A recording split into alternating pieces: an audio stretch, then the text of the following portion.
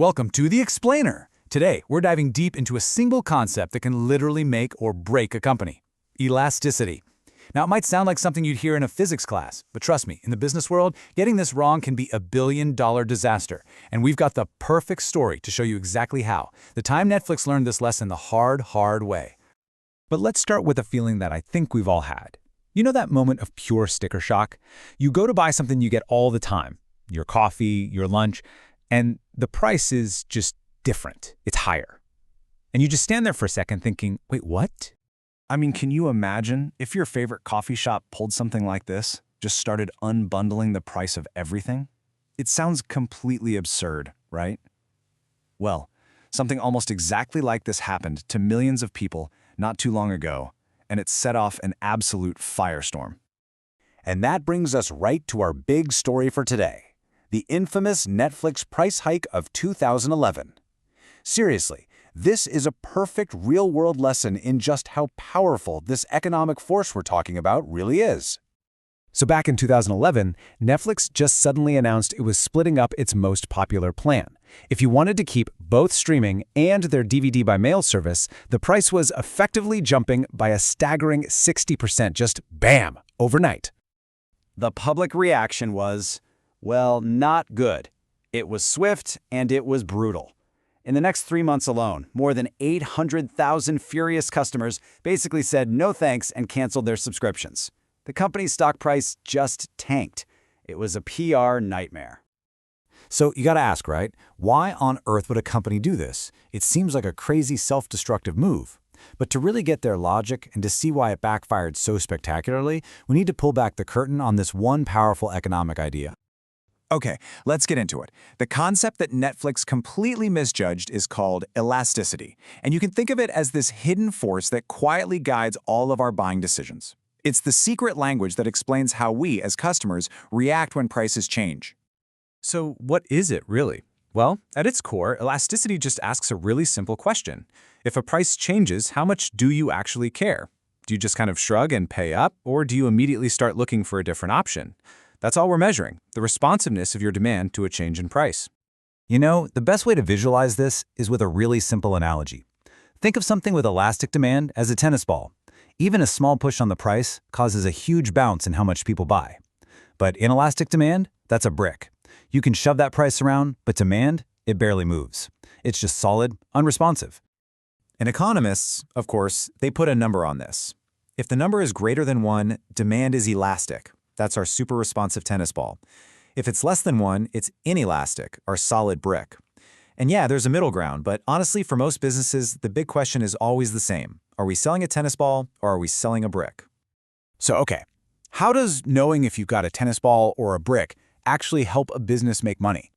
Well, it turns out everything comes down to a few very simple, very powerful rules of pricing. All right, let's play this out with a classic example. Imagine a band is on tour. They've got a 15,000-seat arena to fill, and they want to make as much money as possible. They have a huge decision to make. Do they set a lower price and hope to sell more tickets, or a higher price and sell fewer? The right answer depends entirely on elasticity. So, case 1. Let's say the demand for their tickets is elastic. Fans are really sensitive to the price. In that case, raising the ticket price is a total disaster. A small price hike will cause a massive drop in sales, and their total revenue will actually go down. They'd literally make more money by lowering the price. But what if demand is inelastic? What if this band has a fanatical, die-hard following? Well, now they can raise the price. Sure, a few fans might grumble and stay home, but most of them will pay up. The drop in sales will be tiny compared to the price increase, and guess what? Their total revenue goes up. And that's the bottom line, right there. This is the golden rule. You absolutely have to know how responsive your customers are before you mess with the price. It's the difference between a smart business move and, well, what happened to Netflix. Now, here's where it gets even more interesting. This whole idea of responsiveness doesn't just apply to pricing. It also tells us something really fascinating about taxes, specifically who really pays for them. It's a concept called tax incidence, and it's all about elasticity. Let's take cigarettes. For people who smoke regularly, the demand is incredibly inelastic. Why? Because the product is addictive. Most people will keep buying them even if the price goes up. So what happens when the government slaps a new tax on a pack of cigarettes? Well, because the smokers are not very responsive, their demand is inelastic, it's a brick, the tobacco companies can just pass almost the entire tax right along to them in the form of a higher price. The customer ends up shouldering most of the burden. Okay, now let's flip the script. This same logic works on the supply side too. Think about beachfront hotels. The supply of these hotels is super inelastic. And why is that? Well, you can't exactly pick up a hotel and move it somewhere else, right? So if the town adds a new hotel tax, those owners are pretty much stuck. And in this case, because the sellers, the hotel owners, have very few options, they end up eating most of that tax themselves. They can't really pass it on to tourists because tourists have tons of other vacation choices. So here, it's the producer who pays the lion's share. And that gives us this brilliant, simple rule.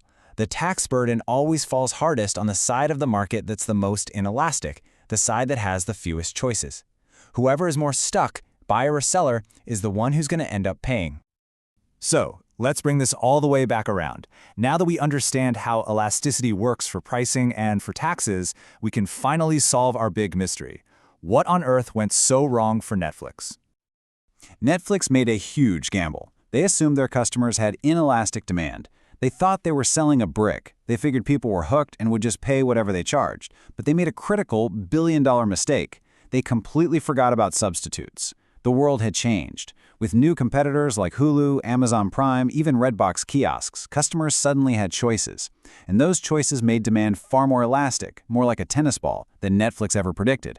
So when they raised the price, it didn't lead to more money. It led to a mass exodus. And that's what brings this powerful concept right into your own life. Just think about it for a second. What product or service for you is the most inelastic? What's your personal brick? Is it the gas for your car, your internet service, that specific brand of coffee you have to have every morning? Figuring out what you'd keep buying almost no matter the price doesn't just show you what you value. It shows you exactly how this hidden economic force is at work all around us.